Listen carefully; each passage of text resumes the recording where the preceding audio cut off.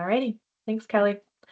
Um, yeah, well, imagine that, no slides by the last conversation would be a goal. All right, everyone, welcome. Again, thank you for joining another week of the Academy. We're on week 3.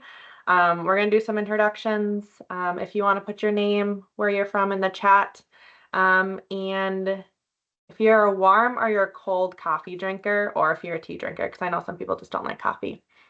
Put that in the chat. We'll see what those trends are, who's who. We're going to chat all about education today. We have a really great new kind of insight into something that our department is supporting for education, and then our Walk Bike Fun and the robust project and program that is. We're going to have a local highlight story from one of you that's on the call, and then there'll be a call to action. Thank you for putting that in the chat. We'll respond as we go. Can you go advance slides, Kelly? So again, we're in week 3, so we're going to talk about Walk Bike Fun and building safety skills and the new education mandate that is coming. Next slide. All right, as you know the drill now, our week 2 call to action, there was 2 things that we asked for you folks to do during the week's time. One of them was to complete the equity scorecard. This is reflecting on what your community looks like in terms of all the equity factors that we talked about last week. And then the second one was to review any prior engagement. We don't always have to do it from the start. There are people that have done this prior to us. There's plans. Hopefully they put it in the addendum so you can look at it. But just talking through what has already been done. And then that also gives an idea of what else can we be doing? Where are the gaps? Who is not talking or has not been engaged? That is an important voice to the decision making. So we are going to go into breakout rooms just for a few minutes to connect with that. You want to do that, Kelly? Or you want me to try? You got it? Kelly deserves a gold star. And then if you hadn't gotten to it, because we know life is busy, just thinking through as others are sharing, what might you look at? Is there a community that you're interested in learning more about in your larger community?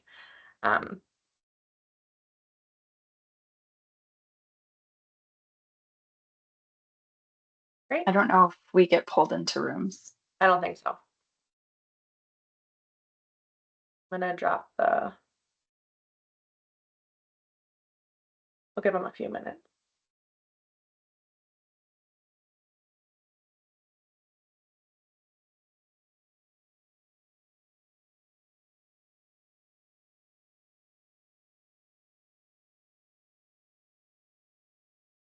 Bring them back at like 10:07. Okay. I'm going to go off mute because we're recording.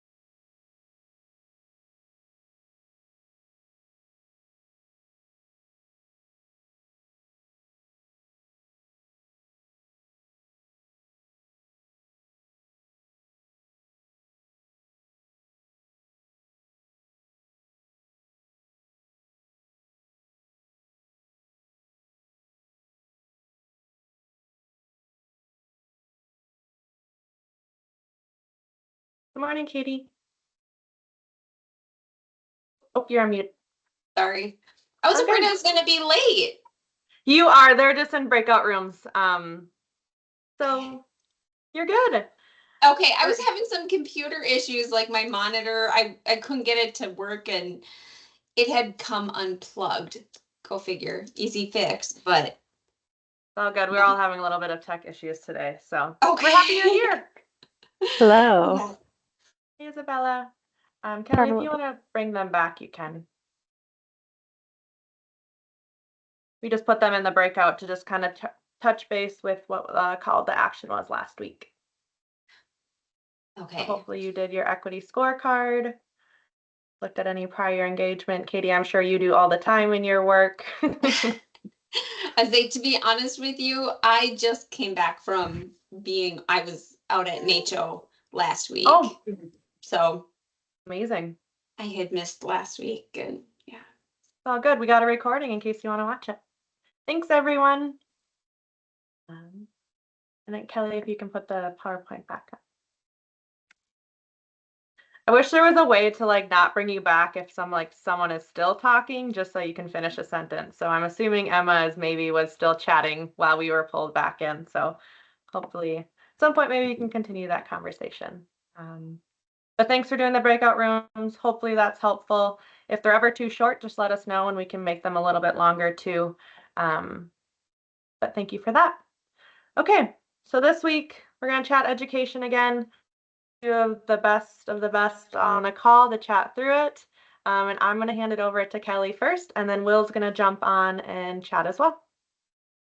Great. Thanks, Sophie. Hi, everyone. Again, Kelly Corbin. I'm the Safe Routes to School Coordinator here at MnDOT, and I'm excited to talk about education. We have 6 E's. Some of them feel more comfortable than others. I think education's one that's a little easier to wrap our heads around.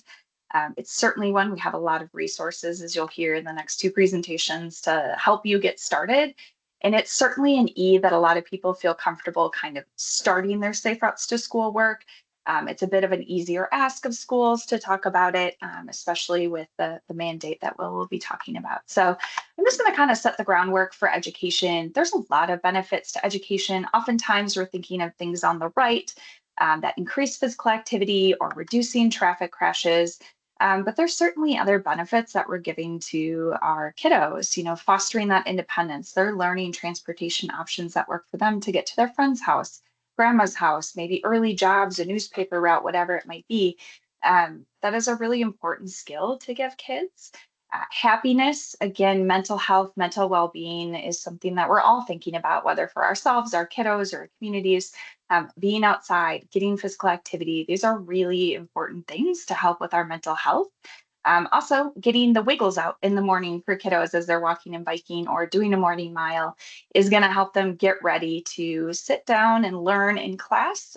So there's also that increased academic achievement that is possible here. And I love this infographic. It's certainly getting a bit dated, but a helpful one to throw in presentations. If you're interested, it's in the active living research group, and you can find a few of these type of infographics to use in your work or communications. But essentially, if you kind of look at the brain activity, once we get kiddos walking, that starts firing their brains and getting them ready to learn, getting them ready to talk with friends, and getting them more in the zone for what we want out of our school day. So you can see there, standardized tests are going up, grades are going up, as along with that physical activity. And then that last one is a really important piece, and we'll talk about it with our encouragement strategies next week. But when kids get the wiggles out in the morning, there's fewer disruptions in class, fewer kiddos sent to the principal's office. There's less behavioral issues, which is another selling point to schools. Highlighting this again, we did a research project with the Harvard School of Public Health talking about the Safe Routes to School program, along with some other SHIP strategies related to physical activity. And Safe Routes to School, can bring 47 more active minutes per week to students. And when we're thinking about the 60 minutes a day, getting 47 more minutes when and kind of building it into transportation or the school day is a really nice way to increase that activity. As we're thinking about schools and we're thinking about school health, the whole school, whole child, whole community, the WISC model is very popular. And I did just want to call out that bike and walk education does really fit with the health education and PE classes. are components of that WISC model. So if that is another way to frame this with your partners to sell the idea, or as you're working on a SHIP work plan, or you're working with schools and you're trying to make those connections of how this work isn't an extra on the plate, it supports some of their goals that they already have. The WISC model can be a great one to do it. Also, we heard before, we want to talk about in these academies all types of schools. And education is one that it doesn't matter the student's distance. If we're doing the education in school or after school, it can be a rural school. It can be a consolidated school that's equidistant between two cities and nothing around it, right? Charter schools that are pulling kids from a lot of different areas, even our private schools, which often, again, are pulling kids from a wider range of distance. Giving them the skills and the knowledge to safely bike and walk is a lifelong physical activity skill. It is something that is applicable. That makes it a lot easier to sell it in your community. And especially if you're working with a range of schools in your city or in your county, kind of building this robust education system across those school districts, that gives the peer-to-peer support. And it's also a great strategy that you can do in multiple schools at the same time with a similar lift, if you will. So if you're thinking about, okay, what is this really a PSE approach? We're not supposed to be just doing bike education. It is more about you working with the schools to set it up and get that first year under their belts. And once schools have done it once, it tends to just be part of their normal structure that they do every year. So maybe it's a formal adoption of the curriculum or the On My Way material you'll hear soon.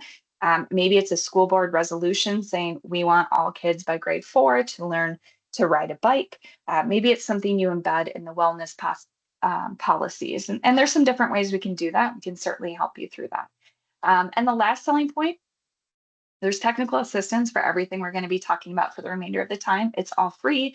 MnDOT contracts with consultants to be that technical assistance provider, and that is our intention to do for many years to come. So it is a thing that you can help a community or a school do.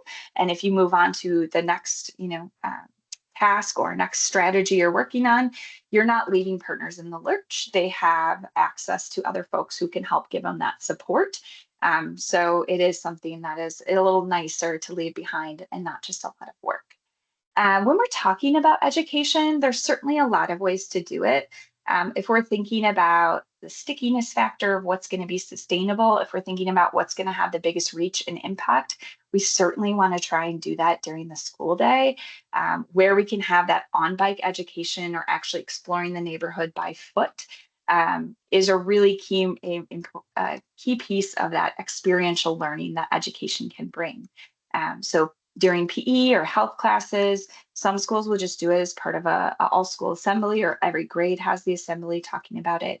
As schools' budgets are dwindling, many schools are thinking about walking and biking field trips as a more cost-effective way. And then before and during those field trips, they're talking about safe walking and biking behaviors. So you're able to go to the nature center to have a science class, but in the to and from, we're teaching those important transportation skills. And if the school day, if you just can't get into the school day, the school has other priorities, whatever it might be, there's a lot of partners and ways that we've seen this work happen across the state. So, partnering with schools, they might have school-age childcare before and after school, and it might continue through the summer months.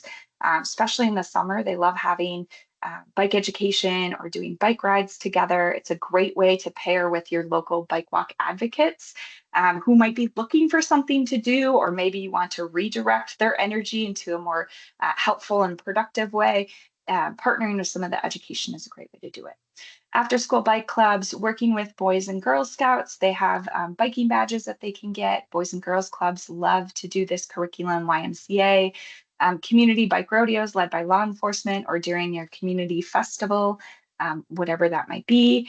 Doing some family rides through community education, or working with neighborhoods or those event days and doing bike parades and just having kids on bikes and trying to make it fun, and then embedding that education throughout. So while you're hearing about the two different curriculums that we're going to highlight, I just want you to think that this is a really scalable strategy. And so what would that look like for your communities? Who's ready? Who do you maybe have to discuss? Maybe it's resurrecting this that went away during COVID. So kind of thinking about that throughout this. So we're going to learn about our first curriculum first with my colleague Will. So I will hand it over to Will. Do you want me to advance slides for you, Will, or do you want to pull yours up? That would be great if you could move them for me, Kelly. Thank you. You betcha. So I take it you all can hear me. Oh, we lost the presentation. There we go. We're back in business. Hi, everyone. My name is Will Wislow. I work with Kelly and Sophie and Phoebe at the Minnesota Department of Transportation, and I'm the Active Transportation Coordinator. I'm going to be telling you about one of our new kind of forthcoming educational products that we have here for teaching walking and biking skills. And if you needed any indication that I'm the right person to tell you about it, in addition to Kelly and Sophie and Phoebe inviting me on today, I just wanted to share a little bit about my background. Before coming to MnDOT, I was a Safe Routes to School coordinator for Richfield Public Schools. It's one of the Twin Cities suburban school districts. It's fairly small, about 5,000 kids or so, 6 mainline schools. And while I was there, I managed to establish a comprehensive bicycle and pedestrian education program that spanned from first grade up to high school and included after school and community education kind of initiatives. So I know how fun it can be and impactful it can be and challenging it can be to get something like this going in your community. And I will just let you know that it is very fun, very impactful, and very challenging. But luckily, MnDOT has lots of resources that you're going to hear about today in getting education going, up and running in your community. Next slide, please, Kelly. So I'm here to tell you about the active transportation education requirements. I am going to just say up front that there are 3 phrases that I'm going to be using a little bit interchangeably for the next few minutes. Active transportation education requirements, active transportation safety training program, and on my way. They're all very similar, but slightly different. The thing to know about the requirement is that as of 2023, the state has a requirement for school districts to teach walking and biking skills to students of public schools in Minnesota. If you like the boring reading, you can go to Minnesota Statute 123B.935 and read all about it. But the main thing that it establishes is that public school students need to receive education based on their age level and receive specific topics within that education. So in broad strokes, kindergarten through 3rd grade need to receive walking education with a few kind of specific things. And then students in 4th through 8th grade need to receive walking and biking education that's age appropriate. Another thing that the legislation used to have is a deadline for when this needs to be completed. The reason for that was that the program was originally kind of imagined to be similar to bus safety education, which some of you may remember jumping out the back of a school bus. I do. That was the best day of school, and it happened to be like the 4th day of school. And the idea was that every student should have a refresher or new skills, walk or bike to school right when school starts, so they can take advantage of that knowledge for the whole school year. As of this past state legislative session, the deadline language has been removed. So we still in Minnesota have the requirement or the mandate. You'll hear me call it the requirement. We still have the requirement, but not a specific time of year that it needs to happen. The last thing I'll talk about on this slide is who is responsible for the active transportation education requirement. I've already kind of hinted at one of the things, and that is that public schools are meant to implement safety training program, provide this walking and biking education to their students. So that is something that needs to be administered by the schools and school districts. Another person with some responsibility specifically is me, but largely is MnDOT. So the way that the language in the statute says is the commissioner needs to maintain model educational materials. What that means is that we as an agency are going to provide some educational materials for anyone to use if they would like to in order to implement this education. So that's the project that I'm going to tell you about today. Next slide, please, Kelly. What's in a name? So when we started to think about this educational product, which, spoiler alert, is called On My Way, we really wanted to have it dialed in to the youth that are going to be learning it every single year.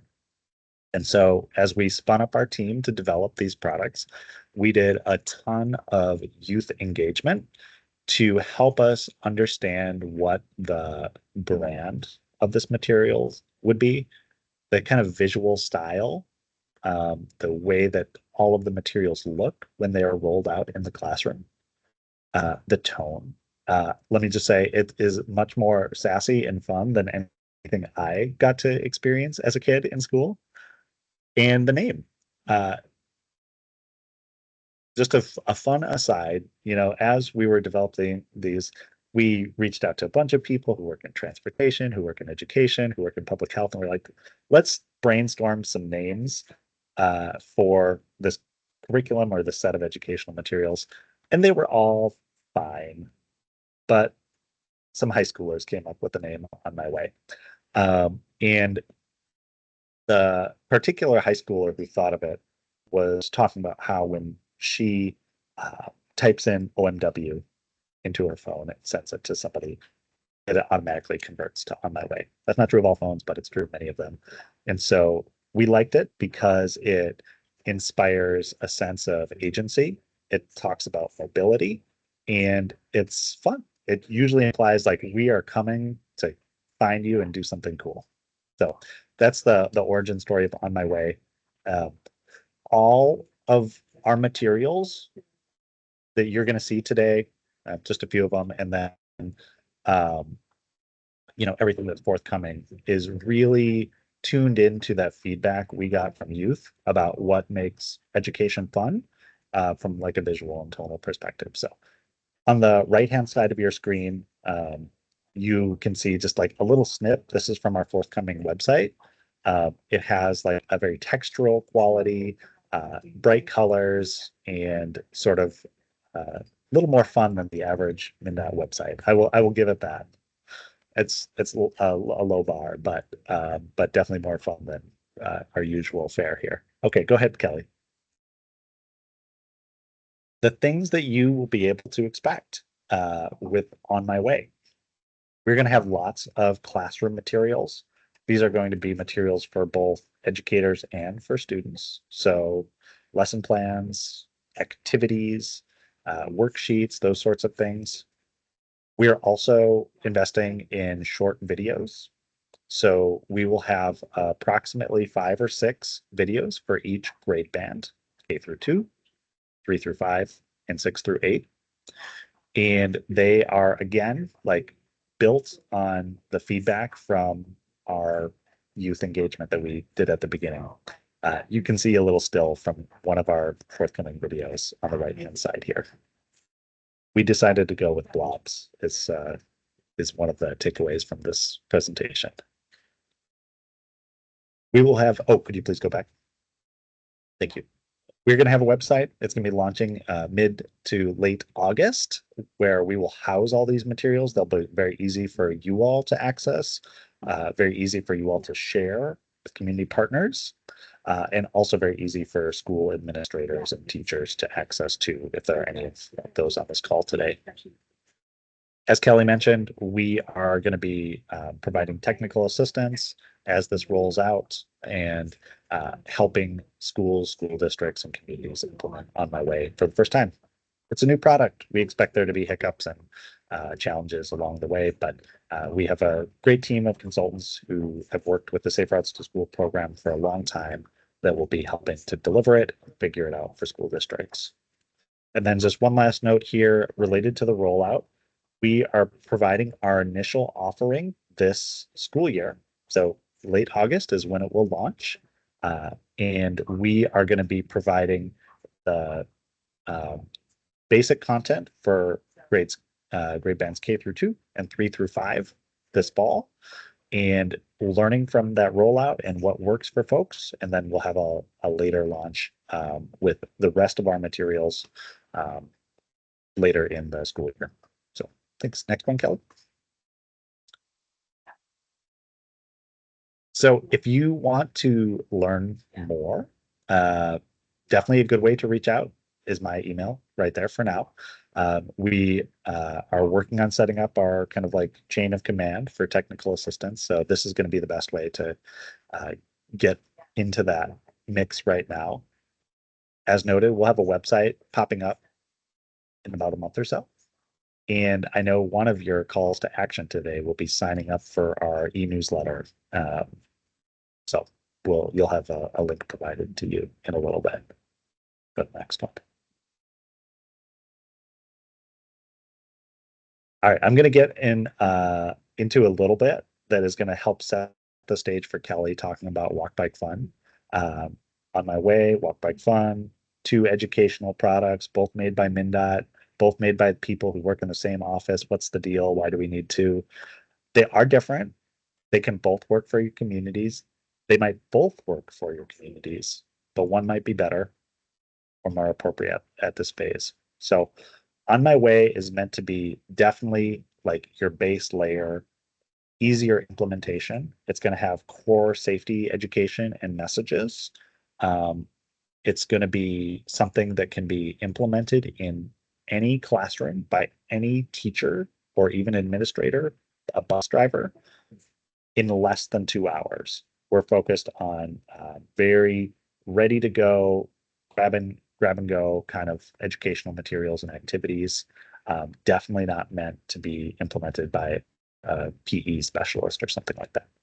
We're also going to be having caregiver materials so that parents and other caregivers can help reinforce the learning that they've done in school. And as noted, it's going to be really focused on the classroom, maybe even an assembly at a school. Walk Bike Fun, you're going to hear a lot more about in a sec, but that's definitely has the opportunity for much more hands-on learning, takes a little bit more of the school day or school week, really designed for PE classes and after school programming. There's cool bike fleets that are available to check out via MnDOT and our consultant team. And Walk Bike Fun does meet Minnesota Department of Education standards, which On My Way does not. Go ahead, Kelly. But both programs do technically meet the state's active transportation education requirements, at least if you're careful in implementing them. They're both going to have free training and technical assistance. On My Way is designed for K through 8, and Walk Bike Fun, at least currently, has a little bit of a narrower grade band for K through 6. Though I'll say I've been able to implement Walk Bike Fun in a 6th through 8th grade context too. It just takes a little bit of thinking on how to do that. And they are mutually reinforcing. So On My Way can be a nice little teaser for a school or school district that wants to do more bike education but isn't sure where to start. Or if there's a school or school district that has already been doing Walk Bike Fun and wants to just have something a little bit more reinforcing, On My Way can be a nice addition there too. So go ahead to the next one. Lastly, I'd just like to address the Academy. Thank you so much for this opportunity to share with you. You all are going to be very instrumental in helping us launch this program. You're here at a very pivotal time for the program. And so finding great opportunities to get this into schools or school districts is something that you can do as SHIP coordinators, school professionals, other folks interested in safe routes to school. So being sure to get on that e-newsletter list to find out when our program officially launches and is available for use. That's going to be one of the ways at this point that you can be really helpful. And otherwise spreading the word among your professional networks. That's sort of what we've got right now.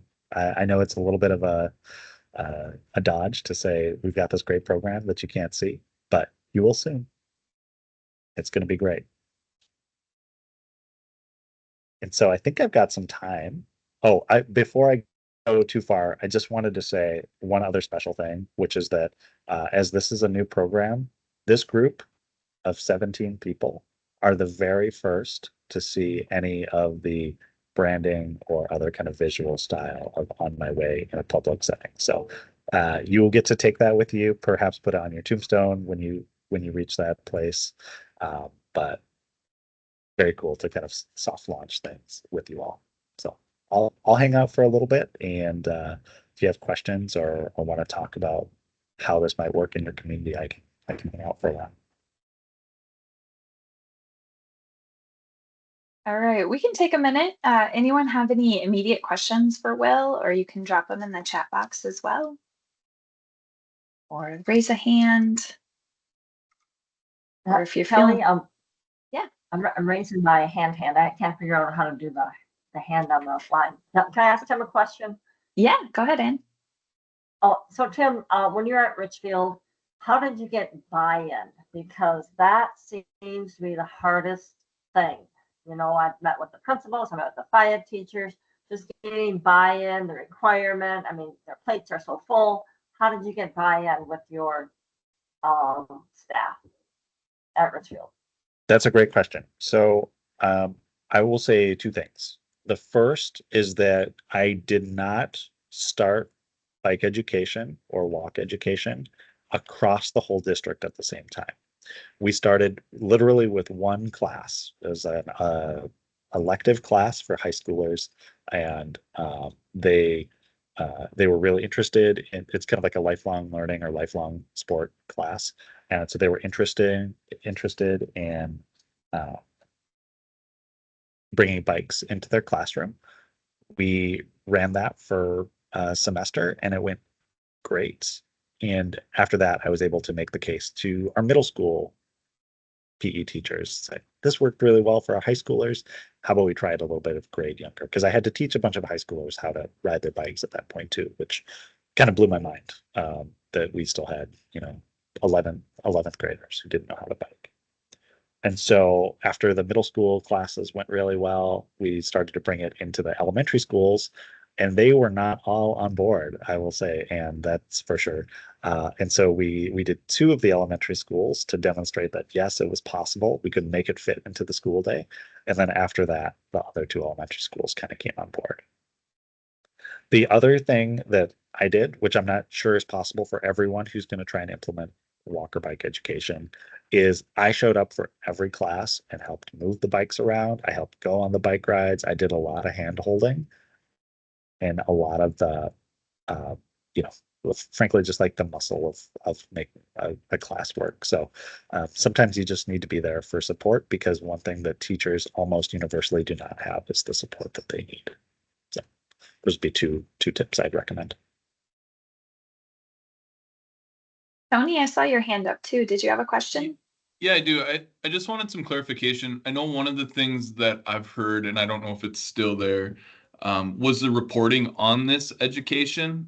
Who's monitoring the reporting currently? And is that still being kind of ironed out? Yeah. One thing a close reader of the statute will see is that there is no penalty for not doing the mandate. There is no award for doing the mandate, and there's no structure for reporting at this point. So as an agency, we're kind of developing some tools to track implementation, because we obviously want this to be spread and more schools to take advantage of this stuff that we've invested so much in. But there is no reporting structure that is required, and schools would not need to do that. But you can rest assured that your friendly MnDOT active transportation coordinator is going to be asking about how their experience went. Thank you for that. It changes how I phrase it when I send the communication out. When it first came out of, hey, this is a requirement, and then everybody was wondering, well, where do we report that we've done this requirement? But there was nowhere to report it. So that I just want to make sure that I have a perfect understanding of where that's at, so I can phrase my communication out to my school districts. And I'll just add, we talked with the Department of Public Safety, who oversees the bus safety mandate, and they also do not require schools to report or confirm that they did the training. So schools have different mandates, and it does seem like many agencies don't hold that accountability. So there's other programs that have a similar reporting mechanism. I will say also, we want y'all to do it and we want the numbers since we do have legislative reports. We report back to every year of our programs and of our successes. And if we say only 2 schools did this, it's going to look a little bad, right? So yes, there's not you need to meet this deadline for this accountability, whatever, but also, like Will said, we put a lot of money into this. So we want to make sure you all are using it and that the resources are helpful too. If we're missing something too, telling us, oh, we missed this part of it, or this was something that could be improved is also really helpful. Any other questions? Otherwise, you have Will's email now. So sorry, Will, but this group may ask you some more questions. And thanks for being on. Anytime. Always happy to hang out with my Safe Routes to School homies. So hope y'all enjoy the conversation about Walk Bike Fun. Very great program. Maybe I'll see you on the other side or see you on Friday at the Safe Routes to School meetup. Nice. Maybe. All right. Have a good one. Thanks, Will. Bye. Thanks, Will. All right, I'm going to go through Walk Bike Fun. We're a little tight on time, so some of the slides I might cruise over. You will get the slides in the follow-up email, and you can certainly reach out to me with any questions. But Walk Bike Fun is our statewide bicycle and pedestrian safety curriculum. It was developed, MnDOT led it. We had partners from Minnesota's Department of Education, Minnesota Department of Health, both the SHIP staff as well as injury prevention staff involved, Blue Cross Blue Shield Center for Prevention, and the Bicycle Alliance of Minnesota. We also had DPS kind of review it as well. So many state agencies kind of looked at this and made sure this is the best of the best for a curriculum for students. It is primarily geared for K through 6th grade. As Will said, I've heard many communities do an adaptation of this in middle school just to reinforce those skills that maybe they learned earlier, but give them those opportunities to do some different rides there. There are 2 trainings available for teachers or educators. Part 1 is online. It takes about 2 hours, self-guided. Teachers or yourselves can do it at any point. There is a part 2 available, which is in person. It's primarily the bulk of a day. We do provide subpay for teachers who might need that, as schools' budgets are tight, and usually PE teachers don't have a large or robust training budget. And they also will get 7 continuing education credits for their licensure. So it is a little bit of an easier sell to get teachers there. I do want to say we highly recommend the training part 1 and part 2. Some teachers feel really confident after taking part 1 and they're ready to go ahead and teach. That's okay. Some teachers want that part 2, which has more time about taking a group of kids on a bike ride. Seems easy in theory, but all of a sudden you get 30 kids out on a bike. That gets a little nerve-wracking, and there are a few things that you need to think about or consider, or at least have experience leading a group ride, and that's primarily what they would get in that in-person. We have provided the Bicycle Alliance of Minnesota 3 bike fleets, which are reservable for anyone in the state who's taken the training. It can be used for the in-school PE curriculum. It could be used for a weekend event. It can be used for summer bike rodeos or summer family rides, things like that. We'll talk a little bit more about how to reserve those. There's also grant-funded bike fleets. So we have had previous boost grants funding bike fleets. If you have a larger school district and you want to be able to have a fleet that can travel from school to school, there's also All Kids Bike, which is more geared towards the littles, kind of the 1st through 3rd grade strider bikes and learning how to ride. And then we've seen bike fleets elsewhere, thinking of fat tire bikes and thinking it through the winter riding. And those adaptive bikes for our, accessibility and DAPE physical education classes, and that has been a really big hit.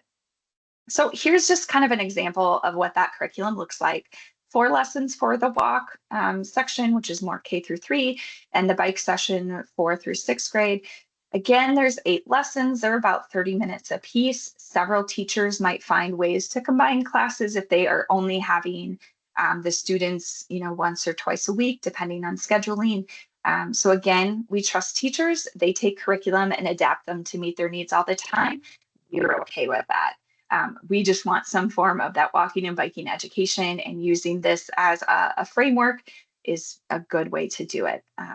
And so one other thing I'll say is we were awarded a CDC grant a few years ago, and we took our Walk Bike Fun curriculum and we integrated adaptations for students of all ability levels. So the curriculum works for both your traditional PE classes and your DAPE PE classes, or like if they are combined, the curriculum will support that. And there are some adaptive bikes available to borrow from Bike MN, or perhaps that's kind of what you're seeking funding for. So these are the 5 physical education standards that the curriculum meets. It's available on walkbikefun.org if you want to reference this in the future. It also lists the 8 national health standards that the curriculum meets as well. So again, a research-based, evidence-based curriculum is a SHIP strategy to be implementing into your school PE curriculum. The big part of the curriculum is after kids have learned how to ride, they've learned the safety skills, they go out on a neighborhood ride to test out their skills and get that experience of not just riding a bike, which is what the first lessons were, but driving your bike to a destination. And this is where we hear the great stories of kids loving PE, feeling freedom, having that adventure during the school day is pretty exciting. So a couple examples of, maybe it's in more of an urban context and you're getting the experience of bike lanes. Maybe you're in a more of a rural area and you have this wonderful opportunity to travel the trails around your community and get kids excited about that opportunity as well. A couple talking points, again, thinking about how do we sell this for our students' benefit and how do we sell this idea for our educators' benefit. Again, teachers, it's a free training, there's CEUs, there's sub-pay available. A lot of PE teachers don't get a budget to get new stuff for classes, so having access to bikes can be really exciting as a new thing to offer their students. And then, the technical assistance that's there, the other teachers who have been teaching this for over 10 years that it's been available, there's a lot of wisdom that can be shared. And for students, it's giving them those safety skills that they need for a lifetime, right? Lifetime PE. Walking and biking is that kind of basic foundations of how we get places. So here's a quick example, and Sophie will drop the link if you're interested in more, but this is just kind of an example of where some of the trainings have been held and some of the teachers are there. They're, as you're trying to sell this to principals or the curriculum director of the school district, you can see that that training is really well liked by teachers. It helps them get the skills and confidence they need to teach this to youth and take them out on those bike rides or out on a neighborhood walk and building those skills. And you can see who's involved in it. It is certainly our teachers, but there's also community educators, public health, law enforcement, and other folks who attend those trainings and get they either use the curriculum or they just get more confident in their biking and walking education knowledge. So you can see a really big reach of folks who are downloading the curriculum, using the bike fleet. And then I'll just call out this 33% of educators foresee barriers. So if you're thinking about bringing this into a school, these are some of the things that teachers say is kind of that next part or that additional support that they need. So having bike fleets available, we're working to get more that are available statewide, but maybe it is a county-wide fleet that supports multiple school districts, a park and rec fleet that can be accessed. Continuing to find volunteers, again, those bike ped advocates who might be bugging city council too much, you can redirect their efforts to be in a really positive manner and partnering with schools, and some examples there. So you can follow up with that if you are interested. So that's Walk Bike Fun. And then over the last decade, we've kind of expanded, recognizing that Walk Bike Fun curriculum is really great in schools, but what about that after school? What about some of those other education opportunities? And so we have an ambassador's guide and a separate bike fleet guide. So if you have a school that has a bike fleet, you're able to build a bike fleet with some bikes that you're able to acquire from law enforcement or other donations. That kind of will give you more information there. The Walk Bike Fun Ambassadors Guide, you can bring the training to your community. The 6 pieces of that are walking school buses, bike trains, those remote drop-offs, whether it's a parent or a bus stop and walk. Goes over some assembly presentations, bike rodeos, and then bike and walk mapping for students. That is available. There, through the pandemic, we also shifted gears and created the Walk Bike Fun distance learning curriculum. This is great to remind teachers that it's still available. So when there are snow days and the school shifts to a virtual learning, you already have a curriculum that the PE teacher can take and use during that time. Or for whatever reason, if they're shifting to distance learning. We've also heard of students that are homeschooled use this curriculum as well. And so that is another way to engage a new audience. Or if students have makeup lessons that they need to do and get some curriculum time in, the distance learning are some options there. So we have a lot of different comments that we received from this. My favorite is this one from a Rochester teacher who said, I have a student who has never participated in PE, sits out every single class. But when we got the bikes out, their eyes just went wide, and they were the most engaged and giggling student she had. So it's just another way that different things for physical activity can connect to different people, and bikes can be a big excitement factor, and certainly kind of provides that common ground for students of different physical activity levels. So, like I mentioned before, we provide a contract with Bicycle Alliance of Minnesota to provide technical assistance. So Angela, the Associate Director of Bike MN, is the person that you would contact for all the technical assistance, whether it's reserving a bike fleet, you have a teacher who has questions, you're still having trouble getting the curriculum into the school. These are all things that they can kind of talk over. We are still scheduling locations for a fall Walk Bike Fun training. So if you want to hold one in your county, you can invite 3 or 4 school districts near you. We can help market it to the surrounding region as well. So, we're trying to get those scheduled soon. Reach out if that's of interest to you. I do want to call out, we get a lot of requests to help with bike rodeos or table at a bike fair or a health fair or community event. We just don't have the capacity to support all those requests across the state. So our TA providers can help give some guidance or some training in advance of those efforts, but unable to actually staff them during the day of. Couple things to support education at traffic gardens. So if you want more of a course, looking at your parking lot, looking at some, park and rec space that might be underutilized. Maybe it's some old tennis courts, maybe it's an old parking lot or basketball courts, and using different ways to kind of get those skills reinforced. So turning, stopping, hand signals, navigating with pedestrians in a crosswalk. These are all great examples. So there's a lot more about traffic gardens you can look up, and it is something we have funded in the past. Bike maintenance classes, again, thinking about our rural and small towns that don't have bike shops. A lot of times the biggest barrier is that the chain fell off, the derailleur is broken, a flat tire, and all of a sudden that bike becomes inoperable, even if a student wants to use it because they don't know how to fix it or who to take it to. So a couple different options that we've had. Community education classes in our rural and small towns will offer a bike maintenance class in the spring or over the summer. It might be a local advocate. You could connect with Bike MN to bring them in, or they can help you find somebody.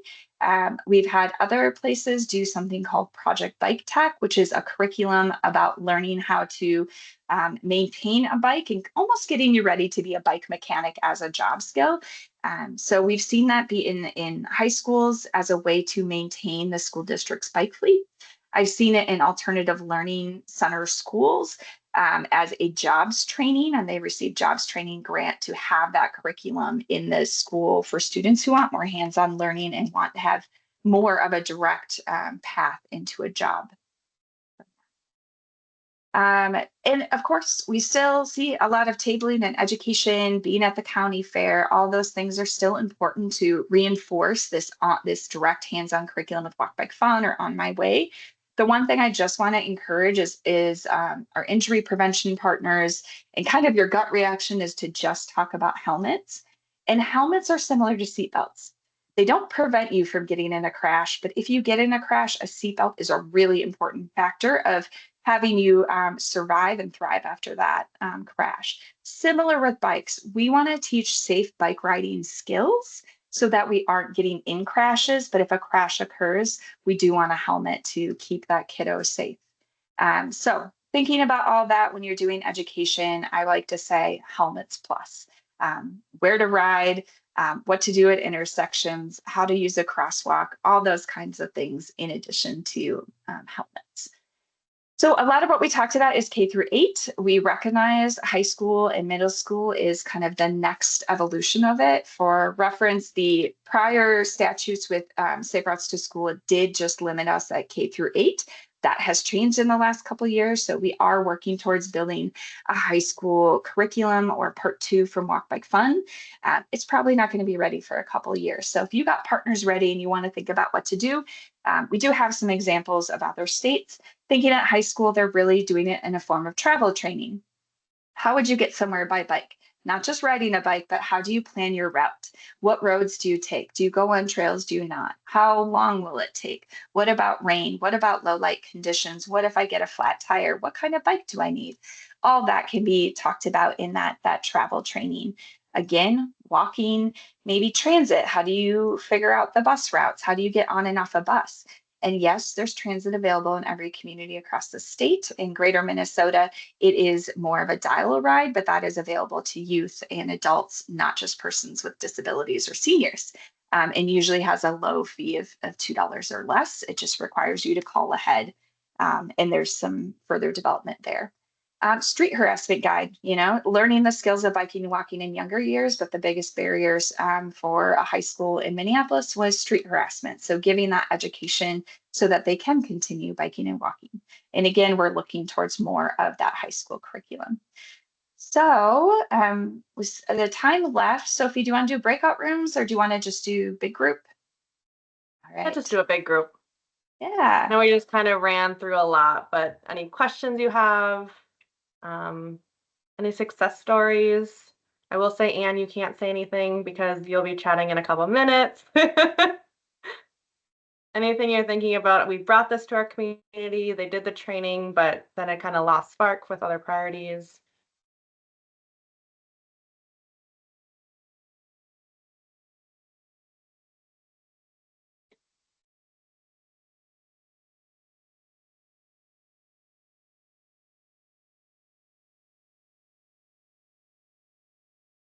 Maybe while people are thinking of their questions, again, raise your hand, throw it in the chat.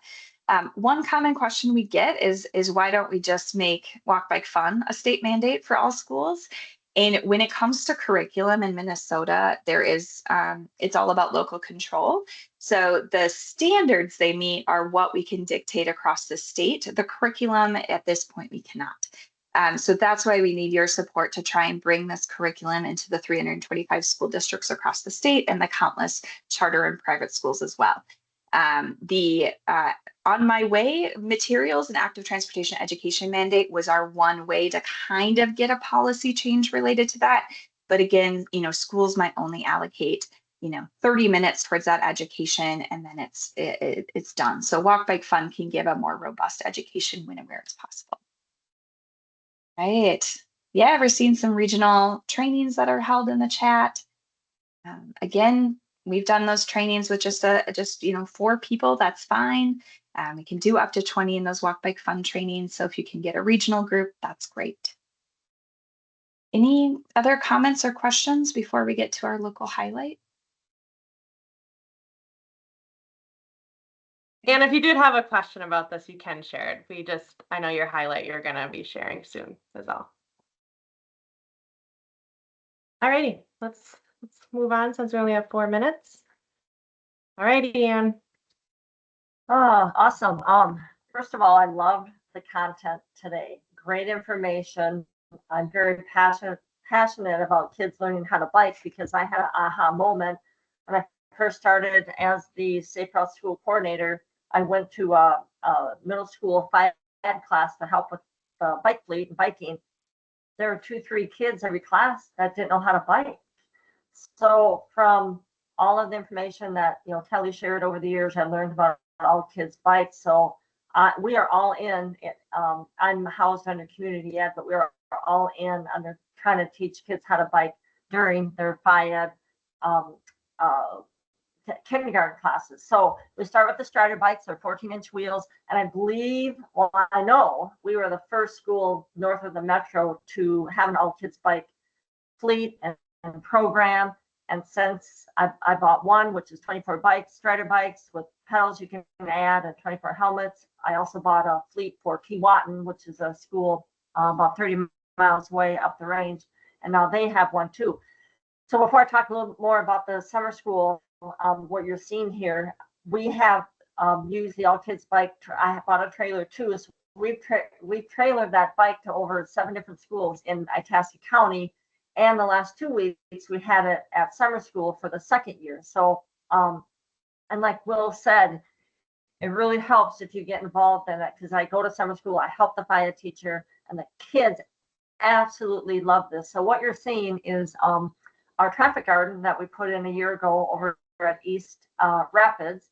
And my artist happens to also be the teacher during summer school. So it's really fun for her to see the kids actually using what she created. And you can see we have stop signs. We have a lot of roundabouts in Grand Rapids. I don't know if you guys do too, but learning how to navigate the roundabout, learning how to ride cooperatively, riding on the correct side of the road, and the safety skills. And then a lot of things that Kelly said, the independence, the, getting from here to there, and the confidence. And but if you don't teach them in kindergarten, they're going to have a hard time learning how to bike as they get older. Some kids don't even have bikes. 1 in 4 kids even bike anymore. So biking is on the decline. And I'm sure we all have great memories of biking when we were kids, going to the ballpark, going to your neighbors, friends, all that kind of stuff. So I'm really passionate about this program. And I also want to say it's fun you see the kids are practicing their stop signs. And so we're getting some of that bike education in there too. But also we kind of just let them ride too. And it's fun to hear them and listen to them playing, just not being directed by adults all the time. I think they're just over directed, or too many organizations out there. They get to just be kids once they learn how to use the traffic garden correctly. They had a lot of fun. I've had kids say they learned how to bike. I've had kids say, watch me, look, I can do this. It's just unbelievable. And yes, some kids already do know how to bike because their parents put them on a Strider at 2 years old. And so you have all different varieties, but on this traffic garden, you can go, we mostly want them to go slow. There were a few minor crashes. I mean, they're kids, right? And you get 20 kids out there, but nothing serious. But I can tell you, they did a survey at the end of summer school, and they said, what was your favorite part about summer school? And every kid said the bikes. And then while we're doing this with the K through 3rd graders, to the right of the traffic garden, we have the bike fleet going with the 4th through 8th graders. So they're on the big bike fleet, doing like a big oval around the parking lot. And so it's really cool to see the progression from the littles, and then up to the bigs. And even some of the bigger kids learn how to ride a bike last week in summer school. So just the opportunity. We were able to do this with the Safe Route School grant, and now we have a boost grant to put in another 1 or 2 traffic gardens around town. So I'm hoping that our families get out there and teach their littles how to do it. But it's just really cool. That's all I can really say. Yeah, thank you. I can just feel the excitement in your voice. I appreciate you sharing. Okay, we're a few minutes over. If you all can just stay on for 2 seconds. We have really light call to action this week. One of them is going to be signing up for the On My Way newsletter, so you can be first to be informed about resources and updates. It'll be in the follow-up email to click on.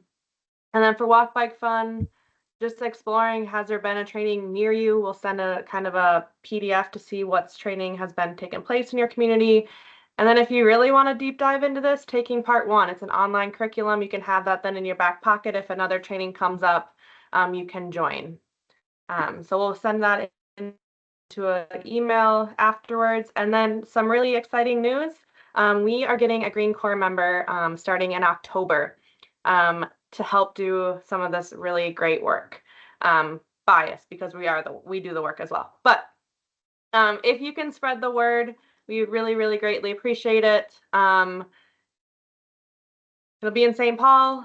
It's with our program, Minnesota Safe Routes to School program. It'll be supporting bike and walk education, planning program, technical assistance, encouragement days, and so forth.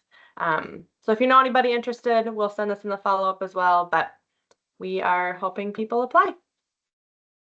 And with that, we are done. Thanks everyone for staying on a few minutes. Hopefully we'll see you on Friday at the meetup. And have a great week. Bye y'all.